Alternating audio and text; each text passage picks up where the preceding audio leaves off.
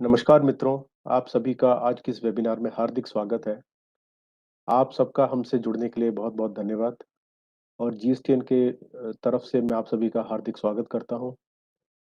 आज हम कुछ नई फंक्शनैलिटीज़ जो पोर्टल पे अभी रिसेंटली इम्प्लीमेंट की गई हैं, उनमें से 4 बिंदुओं पर चर्चा करेंगे।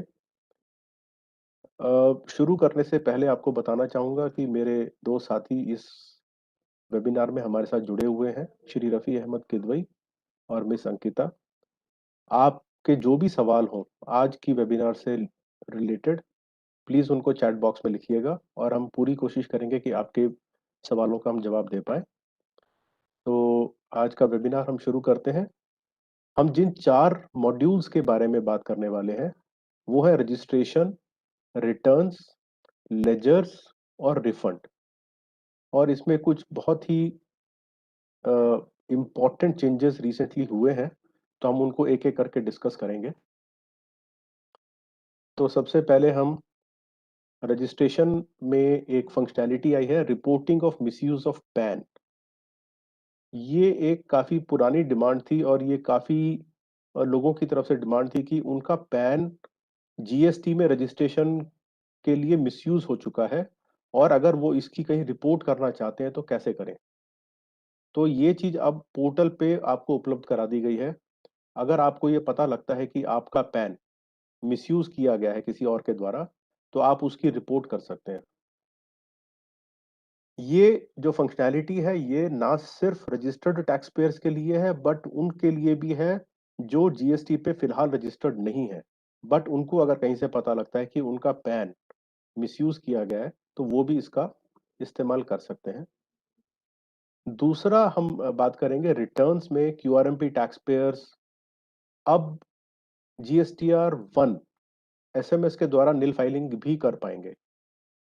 इसके अलावा आपको पता है कि जो टैक्स पेयर्स क्यूआरएमपी स्कीम में हैं, वो क्वार्टर के पहले और दूसरे महीने के लिए आईएफएफ में अपनी आउटवर्ड सप्लाई की डिटेल्स भरते हैं।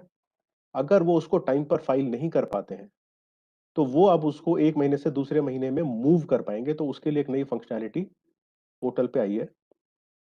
इसके बाद लेजर्स में negative liability statement for composition tax payers. So वो टैक्स पेयर जो कंपोजिशन स्कीम में हैं, उनके लिए नेगेटिव लायबिलिटी स्टेटमेंट इम्प्लीमेंट किया गया है और अगर किसी टैक्स पीरियड में उनकी टैक्स लायबिलिटी नेगेटिव हो जाती है, तो वो इस स्टेटमेंट में पोस्ट कर दी जाएगी और उसको फिर फ्यूचर टैक्स पेमेंट के लिए इस्तेमाल किया जाएगा। इसके अलावा ये भी एक काफ़ी पुरानी डिमांड थी कि लेजर अगर आप अपना देखना चाहते हैं, चाहे कोई भी लेजर हो, क्रेडिट लेजर हो, कैश लेजर हो, लायबिलिटी लेजर हो, तो उसमें आप पहले 6 महीने के ट्रांज़ैक्शंस का डिटेल ही देख पाते थे, जो अब बढ़ा करके 12 महीने कर दिया गया है। तो आप एक बार में 12 महीने के सारे ट्रांज़ैक्शंस देख सकते हैं। इसके जो चौथी फंक्शनैलिटी है वो रिफंड मॉड्यूल से रिलेटेड है। इसमें अगर आप कोई एक्सपोर्ट सर्विस ऑफ गुड्स या सर्विसेज में हैं, जिसमें आप एग्जेम्प्ट या निल रेटेड गुड्स या सर्विसेज की सप्लाई करते हैं, तो अब आप उसको बिना एलयूटी के भी कर पाएँगे। उसके लिए भी एक फंक्शनैलिटी दी गई है। उसके अलावा अगर आपका कोई भी टैक्स अमाउंट जो आप जिसके लिए आपने रिफंड माँगा है, अगर उसका पार्ट या फुल अमाउंट टैक्स ऑफिसर द्वारा अपने रिफंड ऑर्डर में रिजेक्ट किया जाता है, तो वो चीज़ आपके रिस्पेक्टिव लेजर में, चाहे वो कैश लेजर हो या क्रेडिट लेजर हो, उसमें जाती है। तो उसके लिए पहले टैक्स पेयर्स एक ऑफलाइन अंडरटेकिंग दिया करते थे। अब उनको उसकी ज़रूरत नहीं पड़ेगी, अब ये अंडरटेकिंग आप ऑनलाइन दे पाएँगे। तो सबसे पहले देखते हैं रजिस्ट्रेशन से रिलेटेड कौन-सी फंक्शनैलिटी है। तो अगर आपको ये पता लगे सबसे पहले तो ये देखते हैं कि आप कहीं से चेक कर सकते हैं कि आपके पैन के अगेंस्ट कितने जीएसटी रजिस्ट्रेशन लिए गए हैं। तो ये सुविधा बहुत पहले से उपलब्ध है। आप पैन के द्वारा टैक्स पेयर सर्च कर सकते हैं और उसमें एक पर्टिकुलर पैन के अगेंस्ट कितने रजिस्ट्रेशंस हैं, उसका एक टेबल आपको दिखता है। तो वही टेबल अभी भी है और ये प्री लॉगिन में ही है, कोई भी इसको देख सकता है। इसके लिए आपको लॉगिन क्रेडेंशियल्स की ज़रूरत नहीं है। आप पहले उस टेबल में देख सकते हैं कि आपके पैन के अगेंस्ट कोई ऐसा रजिस्ट्रेशन तो नहीं किसी ने ले लिया है जो मिसयूज़ किया जा रहा है। तो उसके लिए आप अभी भी वहीं उसी टेबल से शुरू करेंगे। आप पोर्टल पे without login search tax payer, search by pan और उसके बाद परमानेंट डालकर अकाउंट नंबर डाल करके उसके अगेंस्ट जितने जीएसटिन्स हैं रजिस्टर्ड, वो आप देख पाएँगे। और अगर आपको पता लग जाए यहाँ पर कि आपका पैन मिसयूज़ किया जा रहा है, तो आप यहीं से, इसी पेज से कंप्लेंट भी रजिस्टर कर पाएँगे।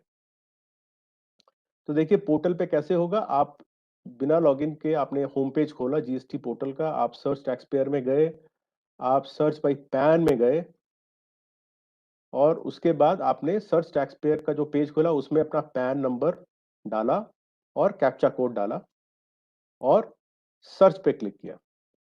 तो जब आप सर्च पे क्लिक करेंगे तो उस पैन के अगेंस्ट जितने रजिस्ट्रेशंस लिए हुए हैं, वो सब के सब आपको दिख जाएँगे। अब आप इस टेबल को देखिएगा, इस टेबल में पहले आपको सिर्फ जीएसटिन और स्टेटस दिखता था।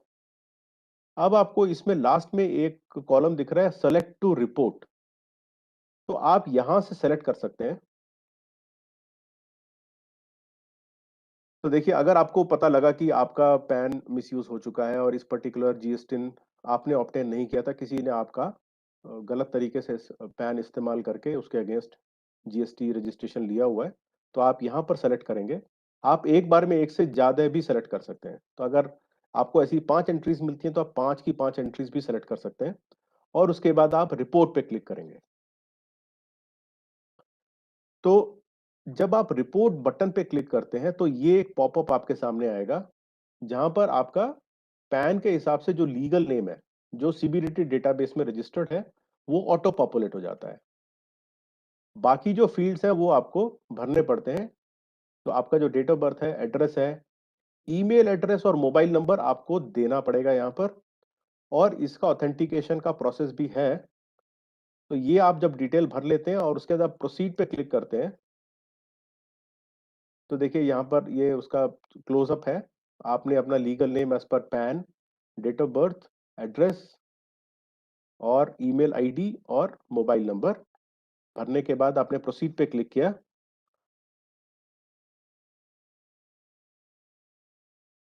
अब इसमें एक चीज़ है कि कभी-कभी ऐसा भी हो सकता है कि आपका जो पैन है, वो किसी लीगल एंटिटी का हो, मतलब इंडिविजुअल पैन ना हो, लीगल एंटिटी का हो, किसी कंपनी का हो सकता है। तो उस केस में भी आप कंप्लेंट कर सकते हैं अगर उसका मिसयूज़ आप पाते हैं। उस केस में क्योंकि नाम आपका वो नहीं होगा जो कंप्लेनेंट है, क्योंकि आप कंप्लेनेंट हैं और आपका नाम कंपनी के नाम से डिफरेंट होगा, तो यहाँ पर आपको नाम भी देना पड़ेगा। और बाकी डिटेल्स हैं जैसे कि डेट ऑफ बर्थ है, एड्रेस है, ईमेल एड्रेस है और मोबाइल नंबर है, वो तो देना ही पड़ेगा। उसके बाद आपका जो ईमेल आईडी है और जो मोबाइल नंबर है, उनका ओटीपी बेस्ड ऑथेंटिकेशन है। तो आपको दोनों के ऊपर अलग-अलग ओटीपीज़ आएँगे और वो ही ओटीपी आपको यहाँ पर एंटर करके प्रोसीड करना है। तो उसके बाद आपका मोबाइल नंबर और ईमेल आईडी दोनों ऑथेंटिकेट हो जाते हैं। तो अगर ये सक्सेसफुल हो जाता है, आपके ओटीपी सक्सेसफुली वैलिडेट हो जाते हैं, उसके बाद आप ये देख सकते हैं क्लिक हियर का एक लिंक आपको दिख रहा है। तो इस पे आपको क्लिक करना है और उसके बाद आपको आधार ऑथेंटिकेशन करना पड़ेगा, क्योंकि आप कंप्लेन कर रहे हैं, तो वो ऑथेंटिक कंप्लेंट है कि नहीं, इसीलिए आधार ऑथेंटिकेशन का प्रोसेस है इसके बाद। वो भी बहुत सिंपल है। तो उसके बाद आप क्लिक हियर पे सेलेक्ट करके उसके बाद आपके पास 2 ऑप्शन है, या तो आप वर्चुअल आईडी, आपका जो आधार का वर्चुअल आईडी है वो एंटर कर सकते हैं, या आप एक्चुअल आधार भी एंटर कर सकते हैं। तो दोनों में से दोनों ऑप्शन आपके पास हैं। तो जब आप ये अगर उसके बाद देखिए पोर्टल क्या करेगा, आपका जो नाम पैन में है, पैन डेटाबेस यानी कि सीबीडीटी डेटाबेस में है और आपका नाम जैसे आधार में है, वो मैच होने चाहिए। उनका मैच होना ज़रूरी है, क्योंकि हम फिर ये श्योर हैं कि जो कंप्लेनेंट है, ये उसी का पैन है और ये उसी का आधार है। और उसके बाद ऑथेंटिकेशन के लिए ये भी ज़रूरी है कि आपका जो आधार का नंबर है या जो यूआईडीआई का डेटाबेस है, उसमें आपका ईमेल आईडी और मोबाइल नंबर रजिस्टर्ड हो। तो पहले तो पोर्टल ये चेक करेगा कि आपका जो नाम है वो पैन और आधार डेटाबेस में सेम है या सिमिलर है। उसमें हल्का-सा फ़र्क हो सकता है, जो एक्सेप्टेबल होता है, उसके लिए एक फज़ी लॉजिक का इस्तेमाल किया गया है। उसके बाद पोर्टल ये चेक करेगा कि आपका जो आधार है, उसमें आपने कोई ईमेल आईडी और मोबाइल नंबर लिंक किया हुआ है कि नहीं किया हुआ है। अगर नहीं किया हुआ है, तो आपको इस तरह का एरर मैसेज आपको दिखेगा। Aadhaar number does not have both email ID and mobile number. यहाँ पर ये बताना ज़रूरी है कि ये ज़रूरी नहीं है कि आपका दोनों चीज़ें रजिस्टर्ड हों आधार में, मतलब यूआईडीआई डेटाबेस में। आपका एक सिर्फ़ ईमेल आईडी या सिर्फ़ मोबाइल भी अगर रजिस्टर्ड होगा, क्योंकि दोनों में वो एक ही ओटीपी आएगा बाद में, तो वो भी आपका काम करेगा। तो हम अगर आपका वो अगर आपका वो लिंक्ड है, तो उसके बाद जब आप ये क्लिक कर देते हैं, आधार ऑथेंटिकेशन वैलिडेट ओटीपी वाला, तो सॉरी, उससे पहले आपको आधार में जो आपका जो लिंक आया है उसको क्लिक करते हैं और उसके बाद जो आधार से लिंक्ड आपका मोबाइल नंबर है, उस पर जो ओटीपी आता है, वो आप एंटर यहाँ पर करेंगे। वो नंबर डिफरेंट भी हो सकता है। आपका मोबाइल नंबर जो आधार में है, वो आपके इस कंप्लेंट के मोबाइल नंबर से डिफरेंट हो सकता है। तो आपका जो ओटीपी है, आपके आधार वाले मोबाइल नंबर पे आएगा और आपको एंटर यहाँ पर करना पड़ेगा। तो यहाँ पे आप एंटर करके वैलिडेट ओटीपी कर सकते हैं। तो उसके बाद में ई-केवाईसी आपका सक्सेसफुल हो जाता है। उसके बाद आप ओके पे क्लिक करके और एक्सेप्ट पे क्लिक कर देते हैं, तो आपकी कंप्लेंट रजिस्टर हो जाती है। उससे पहले आपको ये वार्निंग मैसेज भी पोर्टल दिखाता है कि आप वाक़ई में कंप्लेंट रजिस्टर करना चाहते हैं कि नहीं।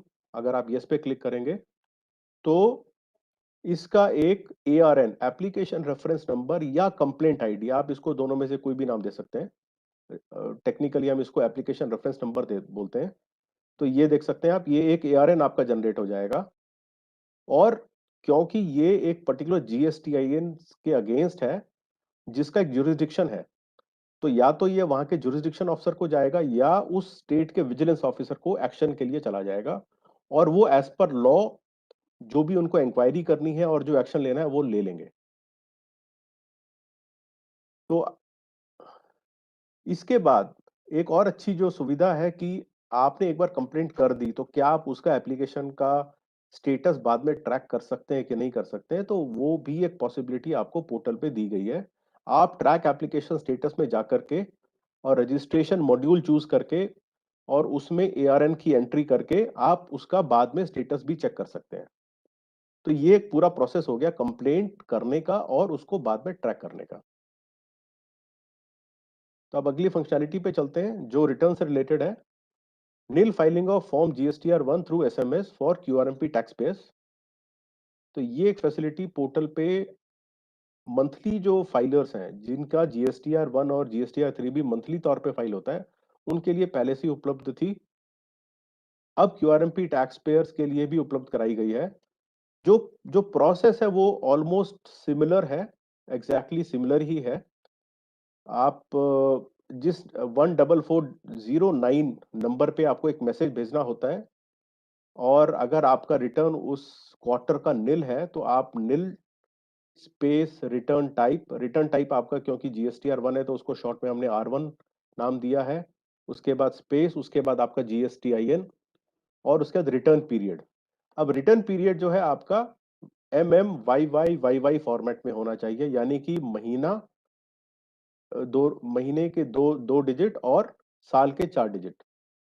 तो क्योंकि ये क्वार्टरली आपकी रिटर्न है, आपका स्टेटमेंट है, तो इसमें जो क्वार्टर का आखिरी महीना है, वो ही एक्सेप्टेबल होगा। तो आप देख सकते हैं कि एग्जांपल है निल R1 एक पर्टिकुलर जीएसटीआईएन है और 06/2020 यानी कि जून ऑफ 2020 ये आपको देना पड़ेगा। आप इसके अलावा अगर क्वार्टर के एंड के महीने के अलावा कोई और सेलेक्ट करेंगे तो ये नहीं हो पाएगा। तो यही एक फ़र्क है मंथली फाइलर के अलावा, बाकी सब सिमिलर प्रोसेस है। लेकिन एक तो स्थिति ऐसी हो सकती है जिसमें आप निल रिटर्न फाइल नहीं कर पाएँगे, अगर आपने इनवॉइस फर्निशिंग फैसिलिटी में कोई भी रिकॉर्ड सेव करके सबमिट स्टेट में छोड़े हुए हैं और फाइल नहीं किए हैं, तो आप जीएसटीआर 1 ज़ाहिर तौर पे उस केस में निल फाइल नहीं कर पाते हैं। इसी तरीके से अगर आपने कोई भी रिकॉर्ड पहले या दूसरे महीने में सेव कर रखे हैं और उसको ड्यू डेट तक ना तो सबमिट किया है, ना फाइल किया है, उस स्थिति में भी आप इसमें निल फाइलिंग नहीं कर पाते हैं। तो अब आगे चलते हैं। जो अगली फैसिलिटी है वो है IFF moving saved record facility. ये भी क्यूआरएमपी टैक्स पेयर्स के लिए ही है। तो देखिए क्या होता है कि आप जब क्यूआरएमपी स्कीम में होते हैं तो आपको अपने रेसिपिएंट के जो आपकी आउटपुट सप्लाईज हैं उनकी पूरी डिटेल आप आईएफएफ में मंथ 1 और मंथ 2 के लिए दे सकते हैं और मंथ 3 के लिए एंड ऑफ द क्वार्टर आप फॉर्म जीएसटीआर 1 फाइल करते हैं। तो अगर आपने कोई भी महीना मतलब मंथ 1 या मंथ 2 में कोई भी रिकॉर्ड सेव किए हुए हैं लेकिन आपने फाइल नहीं किए हैं और आप अगले महीने के लिए आप आईएफएफ या GSTR 1 whatever is applicable file करते हैं तो उसमें आपको एक प्रॉम्प्ट मिलेगा कि आप इसको सेलेक्ट मूव का ऑप्शन आपको मिलेगा। आप उसको सेलेक्ट करके यस भी कर सकते हैं, नो भी कर सकते हैं। तो अगर आप यस करते हैं तो वो रिकॉर्ड ऑटोमेटिकली नेक्स्ट मंथ में चले जाएंगे और अगर आप नो सेलेक्ट करते हैं तो वो रिकॉर्ड पोर्टल से डिलीट हो जाते हैं, यानी कि आपका जो भी रिकॉर्ड सेव्ड स्टेट में था वो पूरा का पूरा पोर्टल से डिलीट हो गया है। तो आपका मंथ 1 का जो भी रिकॉर्ड है वो मंथ 2 में आप इस फैसिलिटी को यूज करके मूव कर सकते हैं और अगर पहले और दूसरे दोनों महीने में आपने कोई भी रिकॉर्ड सेव किए हुए हैं लेकिन फाइल नहीं किए हैं, ना सबमिट किए ना फाइल किए हैं, तो आपका वो फॉर्म जीएसटीआर 1 में ही चला जाएगा। अब ये जाहिर सी बात है कि ये जो रिकॉर्ड्स हैं उस क्वार्टर के अंदर अंदर ही आप मूव कर पाएंगे। तो एक क्वार्टर का आप दूसरे क्वार्टर में नहीं कर पाएंगे और अगर अपने रिकॉर्ड को सेव करने के बाद सबमिट कर चुके हैं या फाइल कर चुके हैं तो भी आप उनको मूव नहीं कर पाएंगे। तो ये देखिए इसका फैसिलिटी पोर्टल पे कैसे है। आप लॉगिन करने के बाद फाइल रिटर्न्स चूज करते हैं, उसके बाद फाइनेंशियल ईयर चूज करते हैं, क्वार्टर चूज करते हैं और टैक्स पीरियड। इस केस में आपका ये मंथ 2 है, क्वार्टर का नवंबर मंथ है तो ये मंथ 2 है और इसीलिए आपको यहाँ पर आईएफएफ की टाइल दिख रही है, इनवॉइस फर्निशिंग फैसिलिटी और प्रिपेयर ऑनलाइन। ये आपने सेलेक्ट की। तो उसके बाद अगर आपके आपके पोर्टल पे आपके कोई भी रिकॉर्ड सेव्ड स्टेट में है तो आपको ये वार्निंग मैसेज मिलेगा। You have saved records in IFF for the selected quarter. Please click yes if you want to move the records, no if you want to reset your IFF, that means if you want to delete your records। तो यहाँ पे आप yes या no जो भी आपकी choice है वो चूज करके उनको मूव कर सकते हैं या डिलीट कर सकते हैं। अब इसके बाद अगली फैसिलिटी पे चलते हैं जो लेजर से रिलेटेड है और कंपोजिशन टैक्स पेयर्स के केस में अगर कोई नेगेटिव लायबिलिटी क्रिएट हो जाती है किसी पर्टिकुलर टैक्स पीरियड में तो वो उसको कहाँ पर पोर्टल पे सेव किया जाएगा और उसको कैसे यूज किया जाएगा वो आपको दिखाता हूँ। तो देखिए ऐसा हो सकता है कि एक पर्टिकुलर टैक्स पीरियड में आपका जो क्रेडिट नोट में जो टैक्स अमाउंट है वो आपकी आउटवर्ड सप्लाई का जो टैक्स अमाउंट है उससे ज्यादा हो जाए। तो उस केस में क्या होगा, आपकी जो लायबिलिटी है वो नेगेटिव लायबिलिटी बन जाएगी और वो लायबिलिटी आपकी एक नेगेटिव लायबिलिटी स्टेटमेंट में चली जाएगी। तो ये जो स्टेटमेंट है इसमें वो अमाउंट आपका सेव्ड रहता है और अगला टैक्स पीरियड जब आता है और उसमें अगर कोई आपकी टैक्स लायबिलिटी बनती है तो ऑटोमेटिकली इससे डेबिट हो जाती है। तो इसकी एग्जांपल नीचे वाली टेबल से आपको बहुत अच्छी तरह से समझ में आ जाएगी। हम देखिए एक टैक्स पीरियड है, एक क्वार्टर 1 की अगर हम बात कर लेते हैं तो सपोज आपका जो tax component on outward supplies था क्वार्टर 1 में, सपोज वो आईजीएसटी में 1 लाख रुपए था, सीजीएसटी में 50,000 रुपए था, एसजीएसटी में 50,000 रुपए था, यानी कि आपकी टोटल टैक्स लायबिलिटी 2 लाख रुपए थी। लेकिन इसी टैक्स पीरियड में अगर आपने क्रेडिट नोट 2.5 लाख के, जिसका मतलब जिसके ऊपर जो जो जो टैक्स कंपोनेंट है वो 2.5 लाख है, अगर वो इशू कर दिए, यानी कि उसमें आप हम एग्जांपल के तौर पे देख रहे हैं, आईजीएसटी का टैक्स कंपोनेंट 1,10,000 हो गया, सीजीएसटी का 70,000 हो गया और एसजीएसटी का भी 70,000 हो गया, यानी कि कुल मिलाकर के 2.5 लाख रुपए हो गए। तो आपकी नेगेटिव लायबिलिटी क्रिएट हो गई इस क्वार्टर में जो है 50,000 रुपए। जो 10,000 आईजीएसटी हेड में है, 20,000 सीजीएसटी हेड में है और 20,000 एसजीएसटी हेड में है। तो ये आपका नेगेटिव लायबिलिटी स्टेटमेंट में शो हो जाएगा। उसके बाद क्या होगा, जब आप क्वार्टर 2 में की रिटर्न फाइल करेंगे और सपोज उसमें आपका जो टैक्स बनता है, सपोज आईजीएसटी में 10,000 बनता है, सीजीएसटी में 15,000 बनता है और एसजीएसटी में 15,000 बनता है, यानी कि कुल मिला के 40,000 बनता है। तो आपका 10,000 जो आईजीएसटी का टैक्स अमाउंट है वो तो सीधा का सीधा आपका जो आपकी नेगेटिव लायबिलिटी है उससे एडजस्ट हो जाएगा और आपकी नेगेटिव लायबिलिटी जीरो हो जाती है। उसी तरीके से आपका जो सीजीएसटी में जो टैक्स अमाउंट है वो 15,000 है, वो 20,000 से माइनस हो जाता है और 5,000 की आपकी नेगेटिव लायबिलिटी इसके बाद भी बची रह जाती है। और इसी तरीके से एसजीएसटी अमाउंट है। और ये जो अमाउंट है फिर ये आपके नेक्स्ट टैक्स पीरियड के लिए फिर आपको अवेलेबल हो जाता है। तो इस तरीके से काम करता है ये। अब अगर आप अपना नेगेटिव लायबिलिटी स्टेटमेंट देखना चाहते हैं तो कैसे देख सकते हैं, आप जाएंगे सर्विसेज पे, लेजर्स पे, और यहां पर आपको एक बटन दिख रहा है नेगेटिव लायबिलिटी स्टेटमेंट। तो इस पे क्लिक करते हैं। यहां पे आपको फ्रॉम एंड टू पीरियड आपको सेलेक्ट करना पड़ेगा और उसके बाद सर्च पे क्लिक करना पड़ेगा। तो ये देखिए, ये आपको थोड़ा छोटा दिख रहा है बट ये एक स्नैपशॉट है। एक टाइम में आप 12 महीने का नेगेटिव लायबिलिटी स्टेटमेंट देख पाएंगे। इसके बाद अगली फंक्शनैलिटी पे चलते हैं जो है लेजर से रिलेटेड, व्यू 12 मंथ ट्रांजैक्शंस। तो जैसा मैंने शुरू में भी कहा था, लेजर्स में आप अभी तक अपना 6 महीने का रिकॉर्ड ही देख पाते थे। आगे अब से अब आप 12 महीने का रिकॉर्ड भी देख पाएंगे। और इसमें सारे ही आपके जो लेजर्स हैं, इलेक्ट्रॉनिक क्रेडिट लेजर हो, इलेक्ट्रॉनिक कैश लेजर हो या इलेक्ट्रॉनिक लायबिलिटी रजिस्टर हो, इन तीनों में ही आपको 12 महीने का रिकॉर्ड दिखेगा। इसके अलावा ये डिटेल्स आप पीडीएफ या एक्सेल में भी डाउनलोड कर पाएंगे। अब रिफंड्स, जो हमारी आज की आखिरी फंक्शनैलिटी है, इसकी तरफ चलते हैं।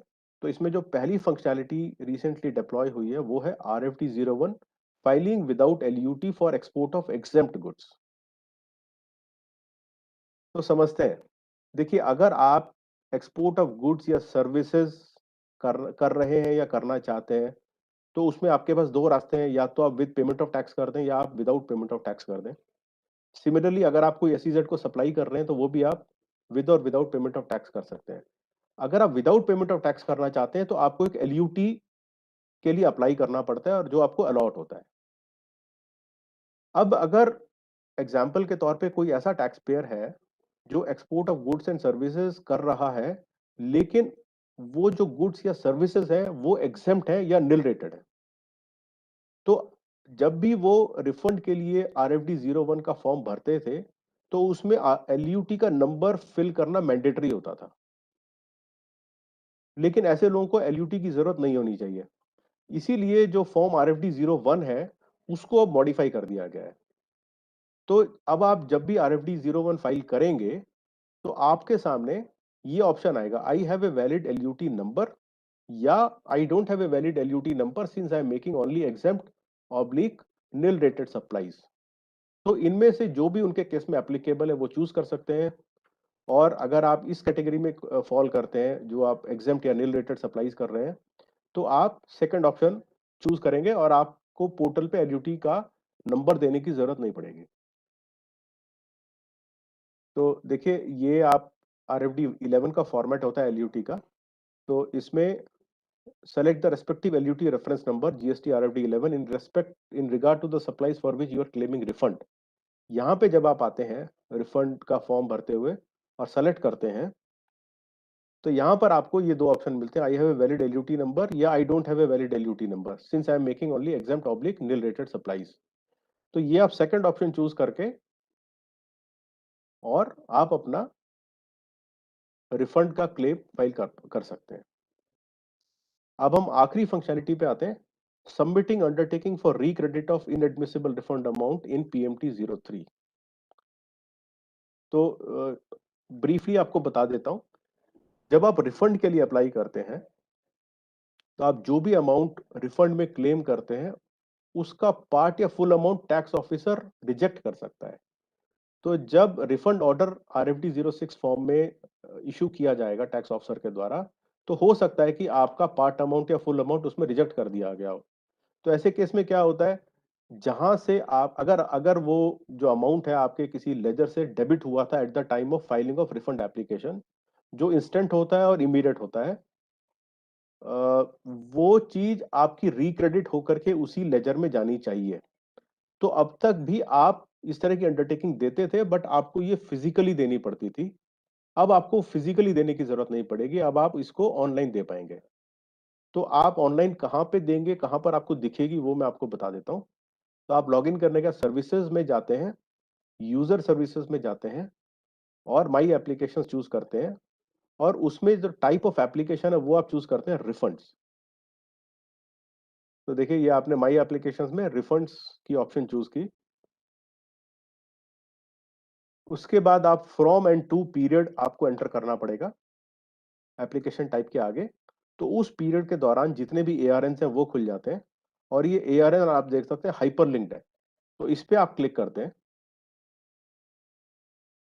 तो रीज़न फॉर रिफंड आ गया और एआरएन नंबर आ गया